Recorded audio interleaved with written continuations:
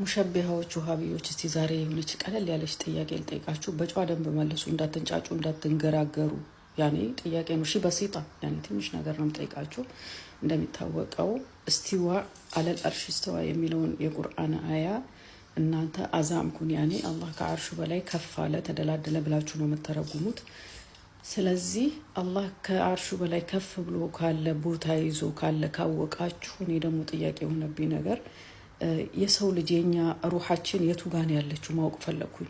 ጭንቅላታችን ላይ ነው፣ ሆዳችን ውስጥ ነው፣ ትከሻችን ላይ የቱ ጋር ነው ያለችው ብትነግሩኝ ባቅ ደስ ይለኛል። የቱ ጋር እንዳለች አልተገለጸም ብላችሁ እንዳታልፉ። ስለዚህ ንገሩኝ፣ የሰው ልጅ ሩሁ የቱ ጋር ነው ያለው? ተመራምሬ ልደርስበት አልቻልኩም እና ንገሩኝ፣ መልሱልኝ። ኦዚያ መርማሪዋ ዌልከም ብለናል። መመርመር ጀመረች። በጣም ደስ የሚል ነገር ነው። እሺ ነጥቦችን እናስቀምጥና እንሂድ። መጀመሪያ ሙሸቢሃ ብላ ነበረች። ያው ቪዲዮን ላይ ሰምታችኋል። ትኩረት ለመሳብ እኮ ነው። ነገር ግን በሰለፎቹ አረዳድ ሙሸቢሃ ማን ነው? ስለ ሰለፎቹ አረዳድ ሙሸቢሃ ማን ነው? ኢማም አልቡኻሪ ኪታባቸው ላይ ኸልቅ ወፍዓል ዒባድ ላይ ስለ ሙሸቢሃ አሪፍ ነጥብ ሲያስቀምጡ ነበረ። ማን ነው ሙሸቢሃ? አልጀህሚየቱ ሁሙል ሙሸቢሃ።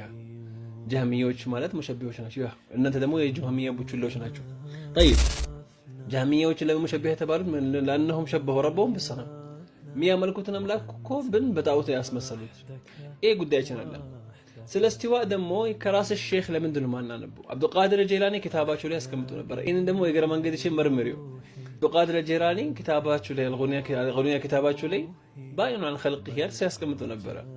እናንተ የምትሉት እኛ ምንም ያለ ነገር የለም። እኛ ነቅል ያደረግነው አንድ ፍጥር አልጨመርንም፣ አንድ ፍጥር አላነሳንም። طيب አሁን ደግሞ ቅያስን ባጥልና መጣች። የዓቅል ጉዳይ ነው።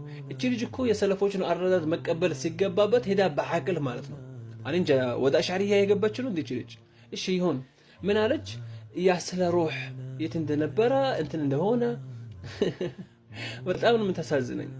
ለምን የሰለፎችን ነገር ማትቀበይ? ይሄ በነገራችን ላይ ቅያስን ባጥል እኮ ነው የሚሆነው። እሺ መልሶ ምንድነው?